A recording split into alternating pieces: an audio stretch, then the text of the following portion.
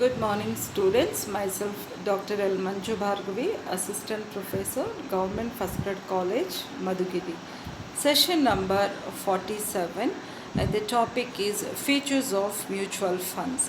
Subject Commerce, and the paper is Indian Financial System. The fourth semester BCom students of Tumkur University. Session number 45 ಮತ್ತು 46 ನಾವು mutual fund ಅಂದರೆ ಏನು, meaning, objectives, definitions ಎಲ್ಲ ತಿಳ್ಕೊಂಡಿದ್ದೀವಿ. ಈ ಒಂದು session 47 ಇನ್ನೂ ಮುಂದುವರೆದು ಫೀಚರ್ಸ್ ಆಫ್ ಮ್ಯೂಚುವಲ್ ಫಂಡ್ ಬಗ್ಗೆ ತಿಳ್ಕೊಳ್ಳೋಣ. The objective of the learning is to familiarize the students with the concept of features of mutual fund. ಅದೇ ರೀತಿ ಸೆಷನ್ ಔಟ್ಕಮ್ ಬಂದು the students will be able to understand the features of mutual fund. So next, let's see the introduction of mutual fund.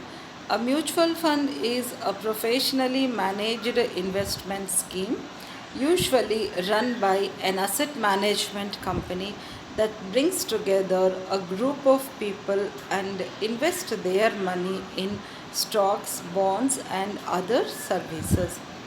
ಈ ಒಂದು mutual fund ಇದು ಒಂದು professionally managed invest scheme ಅಂತ ಹೇಳಬೇಕು. ಈ ಒಂದು ಮ್ಯೂಚುವಲ್ ಫಂಡ್ ಮ್ಯಾನೇಜ್ ಮಾಡುವಂಥ ಪೀಪಲ್ ಏನಿರ್ತಾರೆ, they are very qualified and they are very professional.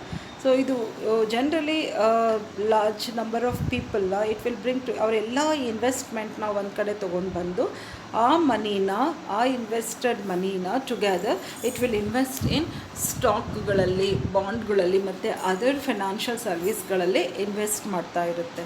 So ಈ asset company brings together a group of people savings and invest their money in stock, bonds and other financial services. Meaning of mutual fund. A mutual fund is a fund. That fund is collected by asset managing company from all investors and investing that amount into various securities like shares ಆಗಿರ್ಬೋದು, ಡೆಬೆಂಚರ್ಸ್ಗಳಾಗಿರ್ಬೋದು, ಬಾಂಡ್ಸ್ಗಳಾಗಿರ್ಬೋದು and other money market instruments ಇಲ್ಲಿ invest ಮಾಡಿ to earn the profit and after it distribute the profit to the small investors. They are call unit holders. ಈ ಇನ್ವೆಸ್ಟರ್ಸ್ಗಳು ಎಷ್ಟು unit invest ಮಾಡಿರ್ತಾರೆ ಅಷ್ಟು ಯೂನಿಟ್ಗಳಿಗೆ ಈ ಒಂದು ಪ್ರಾಫಿಟ್ ಡಿಸ್ಟ್ರಿಬ್ಯೂಟ್ ಆಗಿರುತ್ತೆ. ಸೊ ಈ ಒಂದು ಮ್ಯೂಚುವಲ್ ಫಂಡು ಜನರಲಿ ಸ್ಮಾಲ್ ಇನ್ವೆಸ್ಟರ್ಸ್ಗಳನ್ನ ಅಟ್ರ್ಯಾಕ್ಟ್ ಮಾಡ್ತಾ ಇರುತ್ತೆ. ಆ ಅಮೌಂಟ್ಗಳನ್ನ ಕಲೆಕ್ಟ್ ಮಾಡಿ ಒಂದು ಅಸೆಟ್ ಮ್ಯಾನೇಜ್ಮೆಂಟ್ ಕಂಪನಿ ಈ ಎಲ್ಲ ಇನ್ವೆಸ್ಟರ್ಸ್ ಅಮೌಂಟ್ಗಳನ್ನ ಕಲೆಕ್ಟ್ ಮಾಡಿ it will invest into share, ಬಾಂಡ್ಸ್ಗಳಲ್ಲಿ ಮತ್ತು ಬೇರೆ ಬೇರೆ ರೀತಿ ಮನಿ ಮಾರ್ಕೆಟ್ ಇನ್ಸ್ಟ್ರೂಮೆಂಟ್ಸ್ಗಳಲ್ಲಿ ಇನ್ವೆಸ್ಟ್ ಮಾಡಿ ಪ್ರಾಫಿಟ್ ಅರ್ನ್ ಮಾಡಿ ಅದನ್ನು ಎಲ್ಲ ಇನ್ವೆಸ್ಟರ್ಸ್ಗೆ ಅವರ ಒಂದು ಯೂನಿಟ್ ಪ್ರಕಾರ ಡಿಸ್ಟ್ರಿಬ್ಯೂಟ್ ಮಾಡ್ತಾ ಇರುತ್ತೆ. ಡೆಫಿನೇಷನ್ ಹೇಳೋದಾದರೆ SEBI as per the SEBI mutual funds regulation 1996 it defines mutual fund established in the form of a start to raise money through the sale of units to the public or selection of the public under one or more schemes for investing in securities including money instruments. ಈ ಒಂದು ಸೆಬಿ ರೆಗ್ಯುಲೇಷನ್ಸಲ್ಲಿ mutual fund ಬಂದು established in the form of trust to raise money through the sale of units to the public or section of the public under one or more schemes for investing in securities including money ಇನ್ಸ್ಟ್ರೂಮೆಂಟ್ಸ್ಗಳೆಲ್ಲ ಕೂಡ invest ಮಾಡ್ತಾ ಇರುತ್ತೆ. So features of mutual ಫಂಡಲ್ಲಿ ನೋಡಿದಾಗ increase diversification. A fund diversifies holding many securities. This diversification decreases risk. ಈಗ ಈ ಒಂದು mutual fund ಬೇರೆ ಬೇರೆ ರೀತಿ ಸೆಕ್ಯೂರಿಟೀಸ್ಗಳಲ್ಲೆಲ್ಲ ಇನ್ವೆಸ್ಟ್ ಮಾಡೋದ್ರಿಂದ ಇದು ರಿಸ್ಕನ್ನ ಕಡಿಮೆ ಮಾಡ್ತಾ ಹೋಗುತ್ತೆ. It reduces the risk. It diversifies. It distributes the money into various money market instruments ಆಗಿರೋದ್ರಿಂದ ರಿಸ್ಕು ಕಡಿಮೆ ಆಗುತ್ತೆ. ಒಂದೇ ಕಡೆ ಇನ್ವೆಸ್ಟ್ ಮಾಡಿದಾಗ ಇಫ್ ಅದು ಚೆನ್ನಾಗಿ ವರ್ಕ್ ಆದಾಗ you will earn huge profits. Suppose ಆ ಒಂದು ಶೇರ್ಸ್ ಮಾರ್ಕೆಟ್ ಪ್ರೈಸ್ ತುಂಬ ಡೌನ್ ಇದ್ದಾಗ you will get huge losses. So ಅದೇ ರೀತಿ professional investment management open and closed end funds hire portfolio managers to supervise the funds investment. ಇವರು ತುಂಬ ಒಳ್ಳೆ portfolio ಇರುವಂಥ ಮ್ಯಾನೇಜರ್ಸ್, ವೆರಿ ಸ್ಪೆಷಲಿಸ್ಟ್ಗೂ ಹಾಗೆ ಪ್ರೊಫೆಷ್ನಲ್ಸ್, ಇನ್ನು ಹೇಳಿದರೆ ಎಕ್ಸ್ಪರ್ಟ್ ಮ್ಯಾನೇಜರ್ಸ್ನ ಹೈರ್ ಮಾಡ್ತಾರೆ. ಈ ಒಂದು ಇನ್ವೆಸ್ಟ್ಮೆಂಟ್ ಏನಿದೆ ಅವ್ರದ್ದು ಕ್ಲೋಸ್ ಎಂಡ್ ಆಗಿರ್ಬೋದು, ಓಪನ್ ಎಂಡ್ ಆಗಿರ್ಬೋದು, ಇದನ್ನೆಲ್ಲ ಕೂಡ ಮ್ಯಾನೇಜ್ ಮಾಡೋದಕ್ಕೆ, ಸೂಪರ್ವೈಸ್ ಮಾಡೋದಕ್ಕೆ ಈ ಪ್ರೊಫೆಷನಲ್ಸ್ನ ಹೈಯರ್ ಮಾಡುತ್ತೆ. ಪ್ರೊಫೆಷ್ನಲ್ ಇನ್ವೆಸ್ಟ್ಮೆಂಟ್ ಮ್ಯಾನೇಜ್ಮೆಂಟ್ ಅಂತ ಹೇಳ್ತೀವಿ. Open and close end fund hire portfolio managers to supervise their funds investment. Next, highly liquidity in the United States. So ಈ ಒಂದು daily liquidity in the United ಸ್ಟೇಟ್ಸಲ್ಲಿ mutual funds shares can be redeemed for their net asset value within 7 days. ಸೊ ಅವರು 7 days ಒಳಗಡೆ they can redeem and they can get back their value. But in proactive the redemption is often much quicker. Liquidity ಹೇಳೋದಾದರೆ, daily liquidity ಹೇಳೋದಾದರೆ ಇದು ಸ್ವಲ್ಪ ಫಾಸ್ಟಾಗಿ liquidate ಆಗುತ್ತೆ ಅಂತ ಹೇಳ್ಬೋದು. This liquidity can create asset liability mismatch which poses challenges, which is in part motivated as SRC Liquidity Management Rule 2016. Liquidity to ability to participate in investment that may be available only to large investors. Even the mutual fund ಅಲ್ಲಿ generally invest ಮಾಡೋದು, it will concentrate on the large investors ಮಾತ್ರ invest ಮಾಡ್ಬೋದು. For example, individual investors often find it difficult to invest directly in foreign market. Foreign ಮಾರ್ಕೆಟ್ಗಳಲ್ಲಿ individual investors ಹೋಗಿ ಅಲ್ಲಿ invest ಮಾಡೋದಕ್ಕೆ ಬಹಳ ಕಷ್ಟ ಆಗುತ್ತೆ. ಪೇಪರ್ ವರ್ಕ್ ಆಗಿರ್ಬೋದು, ಆ ಒಂದು ಪ್ರಾಸೆಸ್ ಆಗಿರ್ಬೋದು, ಆ ಒಂದು ಪ್ರೊಸೀಜರ್ ಆಗಿರ್ಬೋದು. ಇಂಡಿವಿಜುವಲ್ ಇನ್ವೆಸ್ಟರ್ಸ್ಗೆ ಫಾರಿನ್ ಮಾರ್ಕೆಟಲ್ಲಿ ಹೋಗಿ ಅದೆಲ್ಲ ತಿಳ್ಕೊಳ್ಳೋದಕ್ಕೆ ಬಹಳ ಕಷ್ಟ ಆಗುತ್ತೆ. ಸೊ ಹಾಗಾಗಿ ಅವರು ಕಲೆಕ್ಟಿವ್ ಆಗಿ ಎಲ್ಲರೂ ಕೂಡ ಲಾರ್ಜ್ ಇನ್ವೆಸ್ಟರ್ಸ್ ಎಲ್ಲರೂ ಕೂಡ small unit together they will go and invest in this mutual fund. Individually ಹೋದರೆ it will be difficult for them. Next, it is service and convenience funds often provide services such as less paperwork and low transactional cost ಅಂತ ಹೇಳ್ಬೋದು. Government oversight mutual funds are regulated by a government body. So government oversight, government ಅಂಡರಲ್ಲಿ ಇರುವಂಥ ಫಂಡ್ಗಳು, mutual ಫಂಡ್ಗಳನ್ನೆಲ್ಲ government bodies will take care. Transparency and ease of comparison. All mutual funds are required to report the same information to investors, which makes them easier to compare to each other. Generally ಈ ಒಂದು mutual ಫಂಡಲ್ಲಿ invest ಮಾಡಿರುವಂಥ amount ಯಾವ ರೀತಿ ಬೆಳೀತಾ ಇದೆ ಅಥವಾ ಎಲ್ಲಿ ಇನ್ವೆಸ್ಟ್ ಆಗಿದೆ ಅಂತ ಇನ್ವೆಸ್ಟರ್ಸ್ಗೆ ಇವರು ಪ್ರತಿ ಬಾರಿ ಮಾಹಿತಿ ನೀಡಬೇಕಾಗುತ್ತೆ. ಅದರಿಂದ ಒಂದು ಟ್ರಾನ್ಸ್ಪರೆನ್ಸಿ, ಅಂದರೆ they will come to know where it is growing, how it is growing. ಹಾಗೆ ಅವರು ಈಚ್ ಅದರ್ಸ್, ಒಂದು ಮಾರ್ಕೆಟಿಂದ ಇನ್ನೊಂದು ಮಾರ್ಕೆಟ್ಗೆ ಅಥವಾ ಒಬ್ಬರು ಇನ್ವೆಸ್ಟರ್ಸಿಂದ ಇನ್ನೊಬ್ಬರು ಇನ್ವೆಸ್ಟರ್ಸ್ಗೆ ಕೂಡ ಮಾರ್ಕೆಟ್ಗಳಲ್ಲಿ ಕಂಪೇರ್ ಮಾಡಿಕೊಂಡು they can invest wherever they want. If they are not happy, they can even withdraw their amount. So ಈ ಒಂದು transparency features of mutual fund ಬಹಳ ಇಂಪಾರ್ಟೆಂಟ್ ಆಗುತ್ತೆ ಇನ್ವೆಸ್ಟರ್ಸ್ಗೆ. ಎವ್ರಿಬಡಿ ವಾಂಟ್ಸ್ ಟು ನೋ ಅವರು ಇನ್ವೆಸ್ಟ್ ಮಾಡಿರುವಂಥ ಮನಿ ಯಾವ ರೀತಿ ಗ್ರೋ ಆಗ್ತಿದೆ, ಎಷ್ಟು ಫಾಸ್ಟಾಗಿ ಗ್ರೋ ಆಗ್ತಿದೆ ಅಂತ ತಿಳ್ಕೊಳ್ಳೋಕ್ಕೆ ಅವರು ಇಷ್ಟಪಡ್ತಿರ್ತಾರೆ. Next, managed by, as I have already told, these mutual funds are managed by qualified expert fund managers. Manages a mutual fund and takes care of the hard money you earn. So these people, the expert managers, the qualified managers will manage your fund. So ಹಾಗಾಗಿ ನೀವು risk free ಆಗಿ ಇರ್ಬೋದು. They will take care of the investment part, they will take care of the risk part. So ನೀವು ಜಾಸ್ತಿ ತಲೆ ಕೆಡಿಸ್ಕೊಳ್ಳೋದು ಬೇಕಿಲ್ಲ. So ಅವ್ರು expert fund managers ಏನಿದ್ದಾರೆ ಅವರು ಮ್ಯಾನೇಜ್ ಮಾಡ್ತಾರೆ, ಅನಲೈಸ್ ಮಾಡ್ತಾರೆ performance of each and every company, and then they will take care of your investment. Next ಈ ಒಂದು ಮ್ಯೂಚುವಲ್ ಫಂಡ್ ಕ್ಲಾಸಿಫಿಕೇಷನ್ಸು ಆಪ್ರೇಷನ್ ಮೂಲಕ ಕ್ಲಾಸಿಫೈಡ್ ಆಗಿರೋದು ನೋಡೋದಾದರೆ ಓಪನ್ ಎಂಡೆಡ್ ಸ್ಕೀಮ್ಸ್ ಅಂತ ಇದ್ದಾವೆ, ಹಾಗೆ ಕ್ಲೋಸ್ ಎಂಡೆಡ್ ಸ್ಕೀಮ್ಸ್, ಬೇರೆ ಬೇರೆ ರೀತಿ schemes of mutual fund to attract different kinds and different needs of the customers. So ಮೂರನೇದು ಬಂದು ಆಪ್ರೇಷನ್ಸ್ ವೈಸಲ್ಲಿ ಇಂಟರ್ವೆಲ್ ಸ್ಕೀಮ್ಸ್ ಅಂತ ಈ ಒಂದು 3 ರೀತಿ ಸ್ಕೀಮ್ಸಲ್ಲಿ ಕ್ಲಾಸಿಫೈ ಆಗಿರುತ್ತೆ: open ended scheme, closed ended scheme and interval scheme. ಅದೇ ರೀತಿ ಈ mutual fund classified on the basis of investment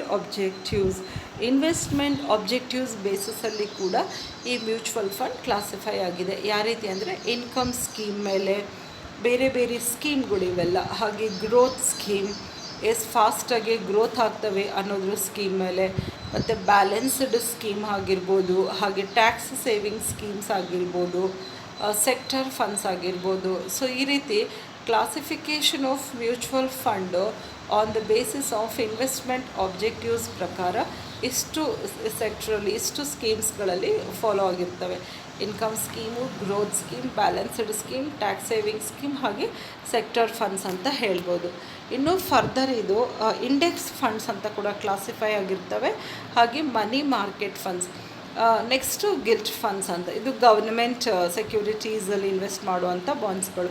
so ಈ ರೀತಿ ಬೇರೆ ಬೇರೆ ಸ್ಕೀಮ್ಗಳ ಬೇರೆ ಬೇರೆ ಇನ್ವೆಸ್ಟ್ಮೆಂಟ್ ಉದ್ದೇಶಗಳು ಆಬ್ಜೆಕ್ಟಿವ್ ಸ್ಕೀಮ್ ಪ್ರಕಾರ ಬೇರೆ ಬೇರೆ ರೀತಿ ಸ್ಕೀಮ್ಸ್ಗಳ ಪ್ರೊವೈಡ್ ಮಾಡೋದ್ರಿಂದ ಇನ್ವೆಸ್ಟರ್ಸ್ ಕ್ಯಾನ್ ಚೂಸ್ ಅವರು ಯಾವ ಸ್ಕೀಮಲ್ಲಿ ಇನ್ವೆಸ್ಟ್ ಮಾಡಿದರೆ ಅವ್ರಿಗೆ ಬೆನಿಫಿಟ್ ಆಗುತ್ತೆ, ಯಾವ ಸ್ಕೀಮ್ ಅವ್ರು ಇನ್ವೆಸ್ಟ್ ಮಾಡೋದು ಅನ್ನೋದು ದೇ ಕ್ಯಾನ್ ಪ್ಲಾನ್.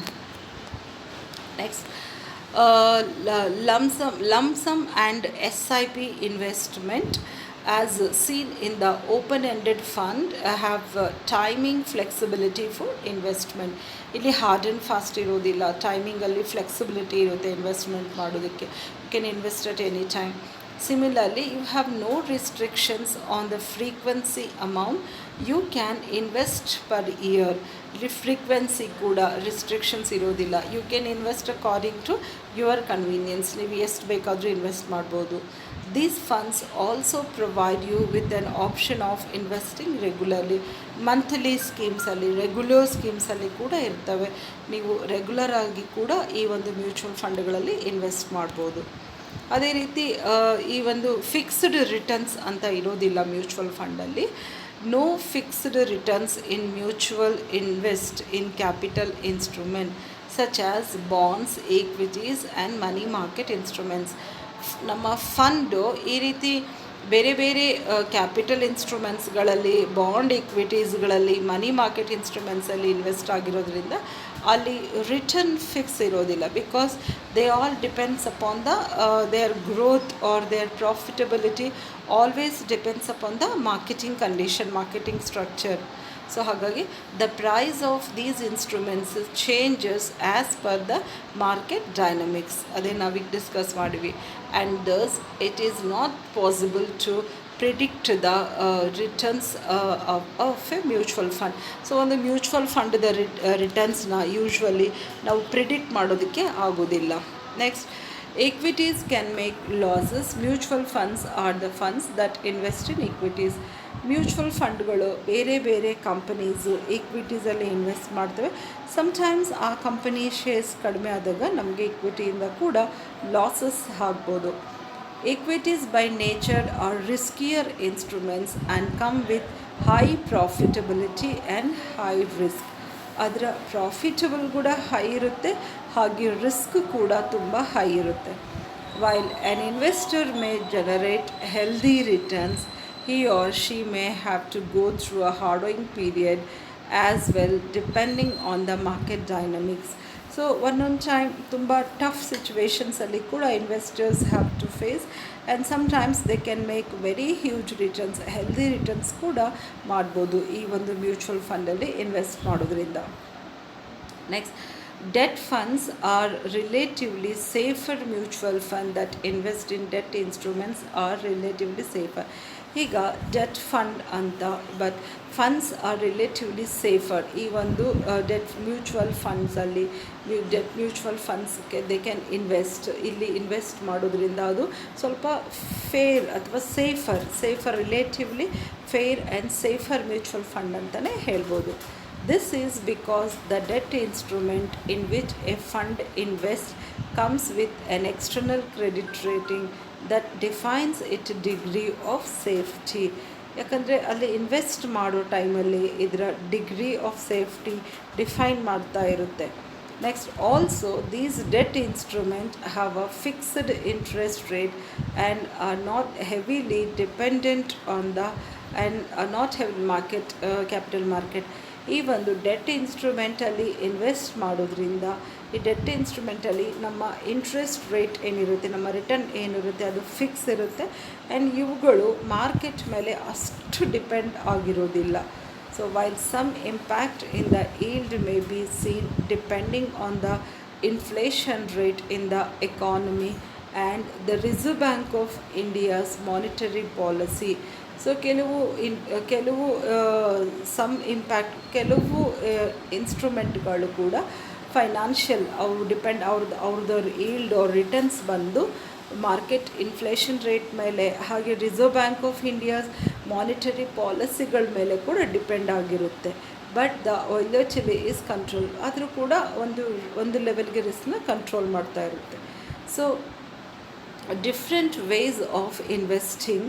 ವೈಲ್ ಇಲ್ಲಿ ಬೇರೆ ಬೇರೆ ರೀತಿ ಇನ್ವೆಸ್ಟ್ಮೆಂಟ್ ಪ್ಲಾನ್ಗಳಲ್ಲಿ ಇನ್ವೆಸ್ಟ್ ಮಾಡೋದ್ರ ಮೂಲಕ, while the fund houses have a limited physical presence and practically it is not feasible for fund houses to open physical branches in all the cities of the country that is huge like India. ನಾವು already ನೋಡಿದ್ದೀವಿ, ನಾವು diversified invest ಮಾಡಬೇಕು, ಬೇರೆ ರೀತಿ invest ಮಾಡಬೇಕು ಅಂದರೆ ಎಲ್ಲ ಒಂದು ಪ್ಲೇಸಸಲ್ಲಿ ಕೂಡ ಇಂಡಿಯಾ ಅಂತ ಹ್ಯೂಜ್ ಪಾಪ್ಯುಲೇಟೆಡ್ ಕಂಟ್ರೀಸಲ್ಲಿ ಸಾಕಷ್ಟು ಬ್ರಾಂಚಸ್ನ ಓಪನ್ ಮಾಡೋದು ಬಹಳ ಡಿಫಿಕಲ್ಟ್. ಫಿಸಿಕಲ್ ಬ್ರಾಂಚಸ್ನ ಓಪನ್ ಮಾಡೋ ಅಂಥದ್ದು ಸ್ವಲ್ಪ ಕಷ್ಟವಾಗಿರುತ್ತೆ. Amidst this interest have done wonders. In addition to the offices of fund houses, the investor can invest through their online websites. ಈಗೆಲ್ಲ ಕೂಡ ಆನ್ಲೈನ್ ಟ್ರೇಡಿಂಗ್ ಜಾಸ್ತಿ ಆಗಿರೋದ್ರಿಂದ ಪ್ರತಿಯೊಂದು ಇನ್ವೆಸ್ಟರ್ಸ್ದು ತಮ್ಮದೇ ಆದಂಥ ಒಂದು ವೆಬ್ಸೈಟ್ ಇರುತ್ತೆ. ಆ ವೆಬ್ಸೈಟಲ್ಲಿ ಹೋಗಿ ಇನ್ವೆಸ್ಟರ್ಸು ಇನ್ವೆಸ್ಟ್ ಮಾಡ್ಬೋದು. ಈ ಒಂದು ಫಿಸಿಕಲ್ ಬ್ರಾಂಚಿಗೆ ವಿಸಿಟ್ ಮಾಡಿ ಇನ್ವೆಸ್ಟ್ ಮಾಡೋದಕ್ಕಿಂತಲೂ they can even invest through their online websites. ಇನ್ನು ಮ್ಯೂಚುವಲ್ ಫಂಡ್ ಬಗ್ಗೆ ಹೇಳೋದಾದರೆ, it involves a fund manager, infrastructure, selling and distribution fees, ಹಾಗೆ ಮಾರ್ಕೆಟಿಂಗ್ ಎಕ್ಸ್ಪೆನ್ಸಸ್ ಕೂಡ ಇರ್ತವೆ, ರೆಗ್ಯುಲೇಟ್ರಿ ಕಾಸ್ಟ್ಗಳಿರ್ತವೆ, ಆಮೇಲೆ transaction cost etcetera. So all these are subsumed into one and are charged as expense ratio from an investor. So ಈ ಒಂದು ಎಲ್ಲ expenses ಏನಿದೆ, ಈ ಒಂದು ಎಕ್ಸ್ಪರ್ಟ್ ಮ್ಯಾನೇಜರ್ಸ್ ಫೀಸ್ ಆಗಿರ್ಬೋದು, ಇನ್ಫ್ರಾಸ್ಟ್ರಕ್ಚರ್ದು, ಸೆಲ್ಲಿಂಗ್ ಮತ್ತು ಡಿಸ್ಟ್ರಿಬ್ಯೂಷನ್ ಫೀಸ್ ಆಗಿರ್ಬೋದು, ಮಾರ್ಕೆಟ್ ಎಕ್ಸ್ಪೆನ್ಸಸ್ ಆಗಿರ್ಬೋದು, ರೆಗ್ಯುಲೇಟ್ರಿ ಕಾಸ್ಟ್ಗಳು, ಟ್ರಾನ್ಸಾಕ್ಷನ್ ಕಾಸ್ಟ್ ಎಟ್ಸೆಟ್ರಾ, ಇವೆಲ್ಲ ಕೂಡ ಒಂದು ಕಡೆ ಕಂಪೇರ್ ಮಾಡಿಕೊಂಡು they are charged as expense ratio from an investor. ಇನ್ವೆಸ್ಟರ್ಸಲ್ಲಿ ಎಕ್ಸ್ಪೆನ್ಸ್ ರೇಷಿಯೋ ಥರ ಚಾರ್ಜ್ ಮಾಡ್ತಾರೆ. Next, tax deducted. No tax deducted at source. TDS has now become a part of earning and is debited from all your transaction, be it your salary, professional income or any other income, such as interest on the fixed deposits. You get the amount after tax deduction. ಈಗ tax TDS ಅನ್ನೋದು, ಈಗ no TDS, like TDS ಎಲ್ಲ ಕಡೆ salary ಆಗಿರ್ಬೋದು ಅಥವಾ ನಿಮ್ಮ fixed deposits ಆಗಿರ್ಬೋದು, ಹಾಗೆ ನಿಮ್ಮ ಪ್ರೊಫೆಷ್ನಲ್ ಇನ್ಕಮ್ ಆಗಿರ್ಬೋದು, ಎಲ್ಲ ಕಡೆ ಕೂಡ ಈ ಒಂದು ಟ್ಯಾಕ್ಸಸ್ನ ಡಿಡಕ್ಟ್ ಮಾಡಿದ ನಂತರ ನಿಮಗೆ ಅಮೌಂಟನ್ನು ಕೈಗೆ ಸಿಗುತ್ತೆ. ಸೊ ಇದು ಕೂಡ ಒಂದು ಮ್ಯೂಚುವಲ್ ಫಂಡಲ್ಲಿ form. Next one, mutual fund provide tax benefits. ಇದು ಟ್ಯಾಕ್ಸ್ ಬೆನಿಫಿಟ್ನ ಕೂಡ ಪ್ರೊವೈಡ್ ಮಾಡುತ್ತೆ ಅವರ ಇನ್ವೆಸ್ಟರ್ಸ್ಗೆ. There is a type of equity fund known as equity linked saving scheme.